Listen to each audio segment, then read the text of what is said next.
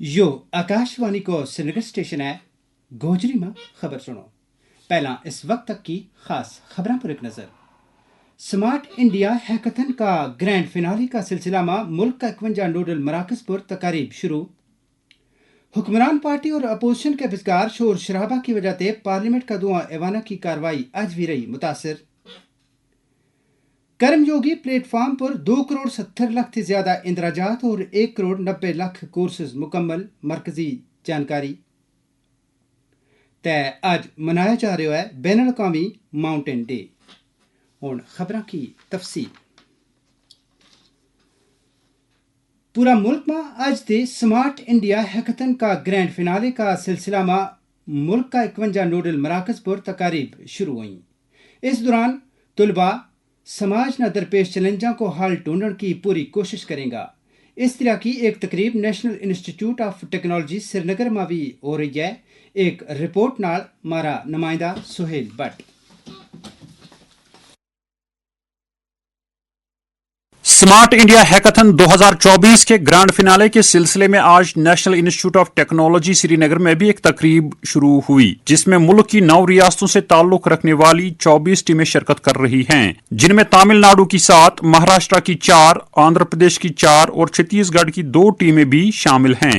NIT Srinagar से ताल्लुक रखने वाले तुल्लबा की एक टीम पुणे में इस हैकाथन में हिस्सा ले रही है। 2 दिन तक जारी रहने वाली इस तकरीब में ये टीमें समाज को दरपेश मुख्तलिफ चैलेंजों का इख्तिराई हल निकालने की भरपूर कोशिश कर रहे हैं। हैकाथन 2024 के अगराज़ मकासिद और NIT के रोल के ताल्लुक से जब हमने इदारे के डायरेक्टर विनोद कुमार कनौजिया के साथ बात की तो उन्होंने कहा, इंडिया के अंदर 17 ऑब्जेक्टिव इस तरह के लिए हैं कि जो हम लोगों की इंडिया की ग्रोथ इकोनॉमी हो सकती है। इनमें से 5 ऑब्जेक्टिव हैं जो अपने NIT श्रीनगर में लिए गए हैं और उसमें क्या है कि इंडिया की ग्रोथ कैसे हो सकती है उस तरह के चैलेंज लिए गए। बच्चों के क्या आइडिया हैं उसमें सॉल्व करने का प्रॉब्लम डिफरेंट ऑर्गेनाइजेशन ने दिए हैं, उसके अकॉर्डिंग क्या है कि उनका कैसे बेटर सॉल्व कर सकते हैं, इसके आइडिया लेके हम लोग इंडिया में इम्प्लीमेंटेशन होगा तो जिससे इंडिया इकोनॉमी बढ़ेगी और इसको प्रॉब्लम सॉल्व करेंगे और टेक्नोलॉजी को इनोवेशन हम लोग क्रिएट करेंगे। स्टार्टअप उसके बेसिस पे जो बच्चों से आइडिया आएंगे उसके बेसिस पे करेंगे। मुझे लगता है कि ये NIT श्रीनगर के लिए और इस J&K के लिए बहुत एनर्जेटिक होगा। बच्चों का इन्वॉल्वमेंट बढ़ेगा, बच्चों की क्रिएटिविटी बढ़ेगी, बच्चों का कोलैबोरेशन भी बढ़ेगा, बच्चों का इनोवेटिव आइडिया सीखने के लिए भी इस तरह से कंट्रीब्यूट करेंगे। हैकाथन में शिरकत करने वाले तुलबा इस साइंसी और इख्तिराई पहल से काफी मुतमईन हैं। कई तुलबा ने आकाशवाणी न्यूज के साथ बात करते हुए कहा कि मुख्तलिफ मसाइल के हल से पूरा समाज मुस्तफीद होगा। उन्होंने अपने तासुरात का यूं इजहार किया। मेरा नाम ज्योतिश्री है और मैं बैंगलोर कर्नाटका से। बेसिकली हमारा जो प्रॉब्लम स्टेटमेंट है वो स्मार्ट मॉनिटरिंग, जहाँ पे हम मॉनिटर कर रहे हैं कि एक जो कॉलेज है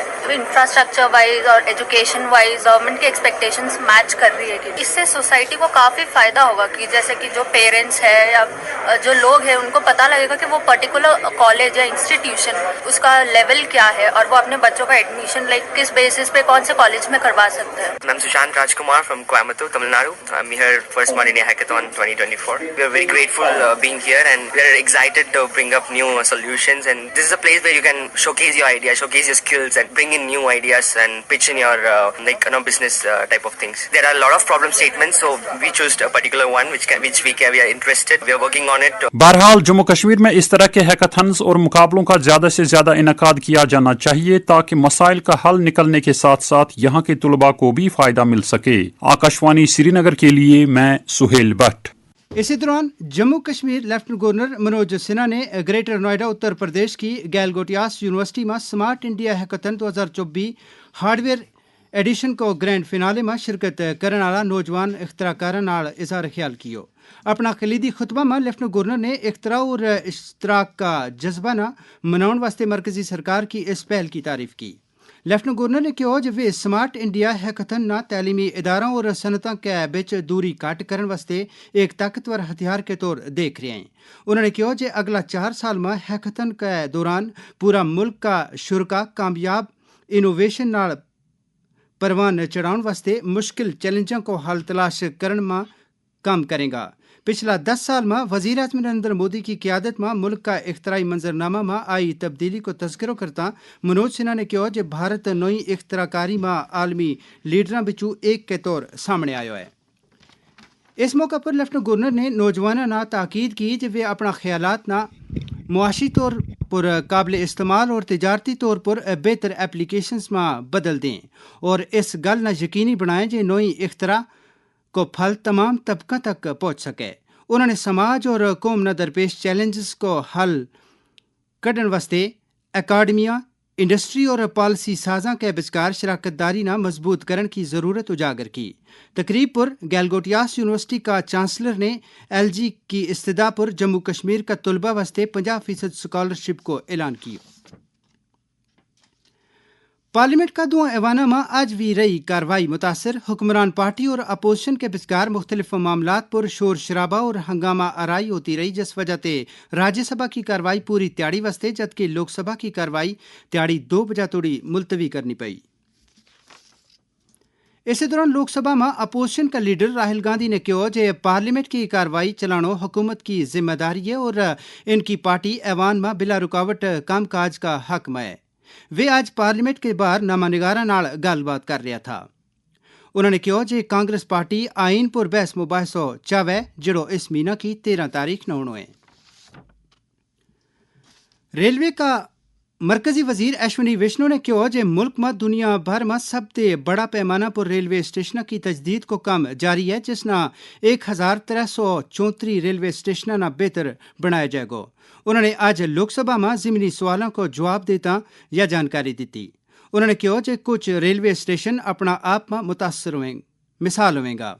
لوک سبھا میں ہی ایک اور سوال کو جواب دیتا اشونی ویشنو کے کول اطلاعاتی ٹیکنالوجی کو قلمدان بھی ہے نے کہا کہ اگر پارلیمنٹ میں اتفاق رائے دیکھی گئی تو اس صورت میں حکومت مصنوعی ذہانت یعنی آرٹیفیشل انٹیلیجنس پر ایک قانون بناؤن واسطے تیار ہے.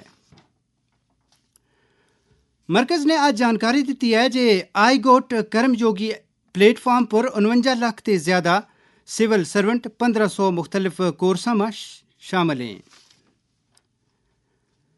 آج بین الاقوامی ماؤنٹین ڈے منایا جا رہا ہے. اس دن کا مناؤن کو مقصد ماحولیاتی توازن اور انسانی فلاح نہ بادو دیون میں پہاڑوں کی اہمیت بارے جانکاری دینا ہے. اس بارے بین الاقوامی ماؤنٹین ڈے کی خاص توجہ 3 رخی اپروچ کے ذریعے لوگوں کی صلاحیت اور ان کی ضروریات پر مرکوز ہے. پیش ہے اس سلسلہ میں شبہ خبر کا سربراہ طارق راتھر کی یہ رپورٹ.